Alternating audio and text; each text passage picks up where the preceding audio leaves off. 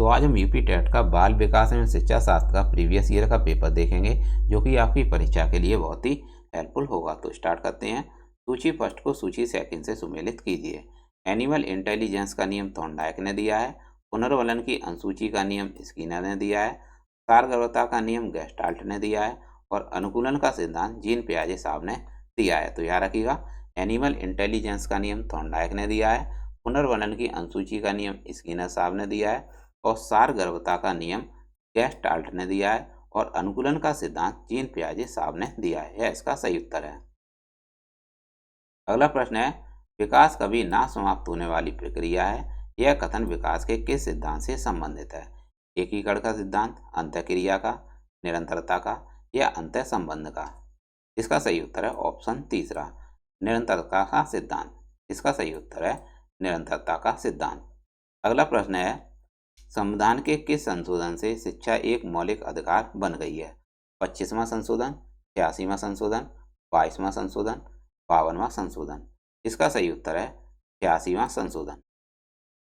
अब प्रेरणा के मूल प्रवृत्ति सिद्धांत के प्रतिपादक कौन थे? मैस्लो, मैकडूगल, विलियम जेम्स या सिम्पसन? बताइएगा इसका सही उत्तर क्या है। इसका सही उत्तर है मैकडूगल। अब प्रेरणा के मूल प्रवृत्ति सिद्धांत के प्रतिपादक मैकडूगल साहब थे। अगला प्रश्न है, विकास की किस अवस्था को कोल तथा ब्रूस ने संवेगात्मक विकास का अनोखा काल कहा है? बाल्यावस्था, शैशवावस्था, किशोरावस्था या प्रौढ़ावस्था? इसका सही उत्तर है ऑप्शन पहला, बाल्यावस्था को संवेगात्मक विकास का अनोखा काल कहा है कोल तथा ब्रूस ने। यह इसका सही उत्तर है बाल्यावस्था।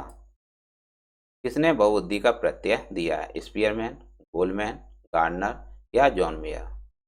इसका सही उत्तर है गार्डनर। बहुबुद्धि का प्रत्यय गार्डनर ने दिया है, जबकि स्पीयरमैन ने द्विकारक बुद्धि का सिद्धांत दिया है। याद रखिएगा, द्विकारक बुद्धि का सिद्धांत स्पीयरमैन ने दिया है।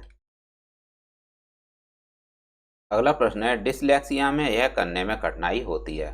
व्यक्त करने में, पढ़ने में, बोलने में या खड़े होने में? इसका सही उत्तर है ऑप्शन दूसरा, पढ़ने में डिसलेक्सिया में करने में कठिनाई होती है, यानी पढ़ाई करने में डिसलेक्सिया में कठिनाई होती है। इसका सही उत्तर है ऑप्शन दूसरा।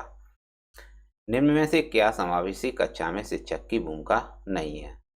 ऑप्शन है पहला, शिक्षक को निःशक्त बच्चों पर ध्यान नहीं देना चाहिए। बच्चे की आवश्यकता के अनुरूप बैठने की पर्याप्त व्यवस्था करनी चाहिए।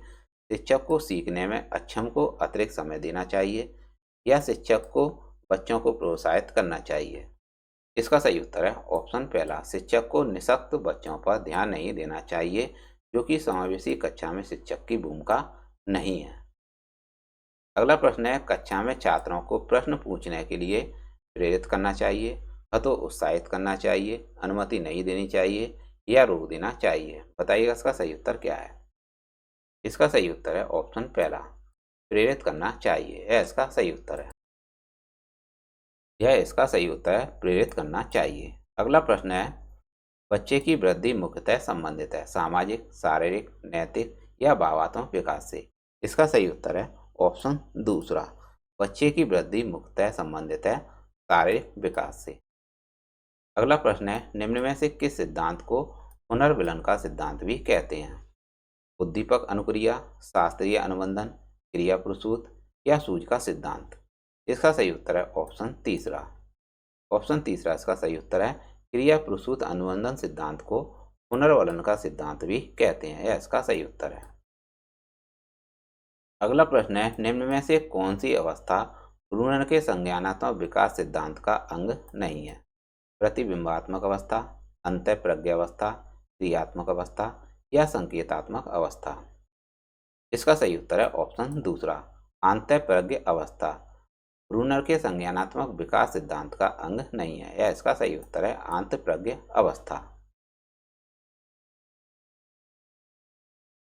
अगला प्रश्न है, मॉरिसन ने बौद्ध स्तर के शिक्षण प्रतिमान में 5 पदों का वर्णन किया है। वे प्रस्तुतिकरण, खोज, संगठन, आत्मीकरण, वाचन। इनका सही क्रम क्या है? तो इनका सही क्रम है, सबसे पहले खोज होगी, उसके बाद प्रस्तुतिकरण होगा, तीसरे नंबर आत्मीकरण होगा, चौथे नंबर पर व्यवस्था होगी और 5वें नंबर पर आएगा वाचन। तो याद रखिएगा, इसका सही उत्तर है ऑप्शन पहला, पहले खोज, दूसरे नंबर पर प्रस्तुतिकरण, तीसरे पर आत्मीकरण, चौथे पर व्यवस्था और पांचवें पर वाचन होगा। यह इसका सही उत्तर है ऑप्शन पहला। निम्न में से कौन सा संज्ञानात्मक क्षेत्र से संबंधित नहीं है? अनुप्रयोग, अनुमूल्यन, ज्ञान या बोध? इसका सही उत्तर है ऑप्शन दूसरा, अनुमूल्यन। संज्ञानात्मक क्षेत्र से संबंधित नहीं है, जबकि संज्ञानात्मक क्षेत्र से संबंधित क्या क्या है? अनुप्रयोग, ज्ञान, बोध, यह सभी संबंधित हैं। अगला प्रश्न है, निम्न में से कौन सा अधिगम का वक्र नहीं है? मिश्रित, उन्नतोदर, नतोदर या लंबवत? इसका सही उत्तर है ऑप्शन चौथा, अधिगम का वक्र नहीं है, लंबवत। लंबवत अधिगम का वक्र नहीं है, जबकि अधिगम के वक्र कौन कौन से हैं? मिश्रित, नतोदर और उन्नतोदर, यह सभी अधिगम के वक्र हैं। अगला प्रश्न है, यदि शिक्षक कक्षा में एक छात्र को समस्यात्मक बालक के रूप में पाता है तो उसे बच्चे को नज़रअंदाज कर देना चाहिए, या बच्चे को दंड देना चाहिए, या बच्चे को तत्काल घर वापस भेज देना चाहिए, या बच्चे को परामर्श देना चाहिए? बताइए इसका सही उत्तर क्या है? इसका सही उत्तर है ऑप्शन चौथा, बच्चे को परामर्श देना चाहिए। यदि शिक्षक कक्षा में एक छात्र को समस्यात्मक बालक के रूप में पाता है तो उसे परामर्श देना चाहिए, यह इसका सही उत्तर है। अगला प्रश्न है, पाठ्य सहगामी क्रियाएं मुख्यतः संबंधित हैं छात्रों के सर्वांगीण विकास से, शैक्षिक संस्थानों के विकास से, या छात्रों के मानसिक विकास से, या छात्रों के वृत्तिक विकास से? बताइएगा इसका सही उत्तर क्या है? पाठ्य सहगामी क्रियाएं मुख्यतः किससे संबंधित हैं? इसका सही उत्तर है ऑप्शन पहला। ऑप्शन पहला इसका सही उत्तर है। ऑप्शन पहला इसका सही उत्तर है छात्रों के सर्वांगीण विकास से। अगला प्रश्न है, निम्न में से किसने अधिगम सिद्धांत का प्रतिपादन नहीं किया? स्किनर, कोहलर, थॉर्नडाइक या बी.एस. ब्लूम? इसका सही उत्तर है ऑप्शन चौथा, बी.एस. ब्लूम ने अधिगम सिद्धांत का प्रतिपादन नहीं किया है, जबकि अधिगम सिद्धांत का प्रतिपादन स्किनर, कोहलर, थॉर्नडाइक इन तीनों ने किया है, जबकि नहीं किया है बी.एस. ब्लूम ने। यह इसका सही उत्तर है। अगला प्रश्न है, शिक्षा में अवरोधन का तात्पर्य क्या है? बालक का विद्यालय ना जाना, बालक का विद्यालय में प्रवेश ना लेना, किसी बालक का एक वर्ष से अधिक समय तक एक ही कक्षा में रहना, या बालक द्वारा विद्यालय छोड़ देना? बताइएगा इसका सही उत्तर क्या होगा? बताइएगा इसका सही उत्तर क्या होगा? इसका सही उत्तर है ऑप्शन तीसरा, किसी बालक का एक वर्ष से अधिक समय तक एक ही कक्षा में रहना शिक्षा में अवरोधन का तात्पर्य है। अगला प्रश्न है, निम्न में से किस कौशल में पूर्व ज्ञान का परीक्षण आता है? प्रस्तावना कौशल, उद्दीपन परिवर्तन कौशल, प्रदर्शन कौशल या समापन कौशल? बताइएगा इसका सही उत्तर क्या होगा? किस कौशल में पूर्व ज्ञान परीक्षण आता है? बताइएगा इसका सही उत्तर क्या होगा?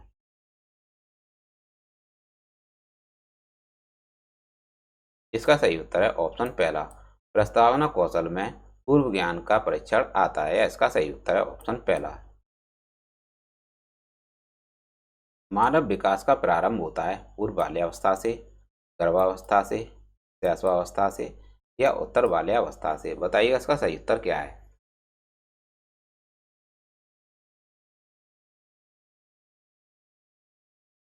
मानव विकास का प्रारंभ कहाँ से होता है? बताइए इसका सही उत्तर क्या है? इसका सही उत्तर है ऑप्शन दूसरा, गर्भावस्था से। द कंडीशंस ऑफ लर्निंग पुस्तक के लेखक कौन है? स्किनर, थॉर्नडाइक, पावलोव या गैने? बताइएगा इसका सही उत्तर क्या है? इसका सही उत्तर है RM. गैने। The conditions of learning पुस्तक के लेखक हैं आर.एम. गैने। इसका सही उत्तर है।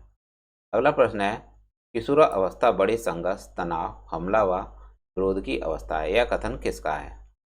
स्टैनली हॉल, जरसील्ड, क्रो एवं क्रो या सिम्पसन? बताइएगा इसका सही उत्तर क्या है?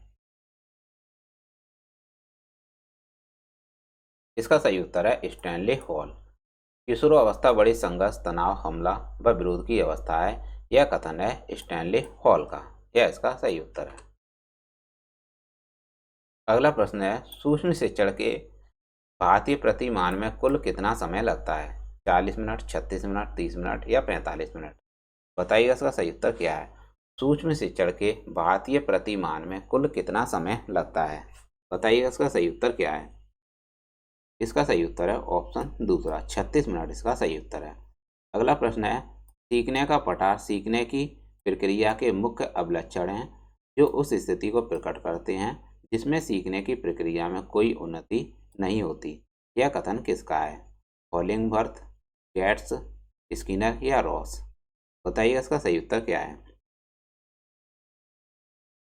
इसका सही उत्तर है ऑप्शन चौथा रॉस। यह कथन है रॉस का। सीखने का पठार सीखने की प्रक्रिया के मुख्य अवलक्षण हैं जो उस स्थिति को प्रकट करते हैं जिसमें सीखने की प्रक्रिया में कोई उन्नति नहीं होती। इसे यह कथन है रॉस का।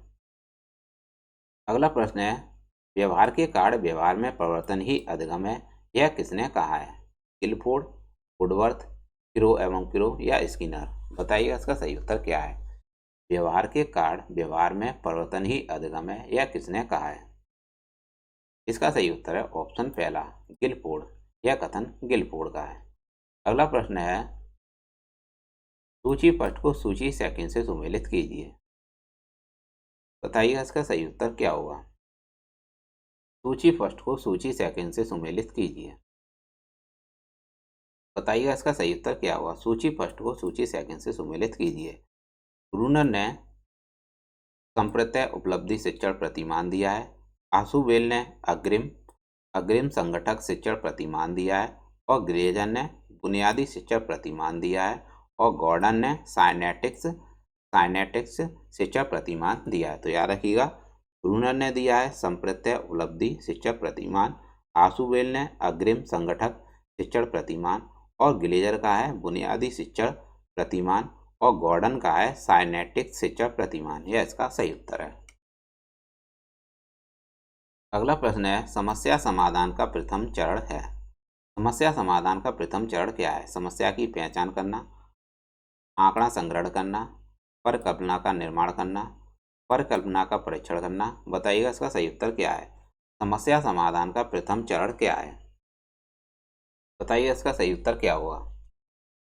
इसका सही उत्तर है ऑप्शन पहला समस्या की पहचान करना समस्या समाधान का प्रथम चरण है। इसका सही उत्तर है ऑप्शन पहला। अगला प्रश्न है, बालकों का अधिगम सर्वाधिक प्रभावशाली होगा जब बालकों के संज्ञानात्मक, भावात्मक तथा मनोगत्यात्मक पक्षों का विकास होगा, या पढ़ने लिखने एवं गणितीय कुशलताओं पर ही बल होगा, या शिक्षक अधिगम प्रक्रिया में आगे होकर बालकों को निष्क्रिय रखेगा, या शिक्षण व्यवस्था एकाधिकारवादी होगी। तो बताइएगा इसका सही उत्तर क्या होगा। इसका सही उत्तर है ऑप्शन पहला बालकों के संज्ञानात्मक, भावात्मक तथा मनोगत्यात्मक पक्षों का विकास होगा। यहाँ पूछा गया था आपसे, बालकों का अधिगम सर्वाधिक प्रभावशाली होगा, बालकों के संज्ञानात्मक, भावात्मक तथा मनोगत्यात्मक पक्षों का विकास होगा। या इसका सही उत्तर है ऑप्शन पहला। अगला प्रश्न है, स्मृति स्तर पर बोध स्तर के शिक्षण प्रतिमान की संरचना में कौन सा सोपान उभयनिष्ठ है? अन्वेषण, सामान्यीकरण, तैयारी या प्रस्तुतिकरण? बताइए इसका सही उत्तर क्या है। स्मृति स्तर एवं बोध स्तर के शिक्षण प्रतिमान की संरचना में कौन सा सोपान उभयनिष्ठ है? इसका सही उत्तर है ऑप्शन चौथा। ऑप्शन चौथा इसका सही उत्तर है। प्रस्तुतिकरण इसका सही उत्तर है। क्या है इसका सही उत्तर? इसका सही उत्तर है प्रस्तुतिकरण। तो दोस्तों ये थे सीटेट ये थे दोस्तों आपके यूपी टेट के प्रश्न जो कि आपकी परीक्षा के लिए बहुत ही महत्वपूर्ण होंगे। तो आप इन प्रश्नों को देख लीजिएगा। तो मिलते हैं नेक्स्ट क्लास में। Thanks for watching.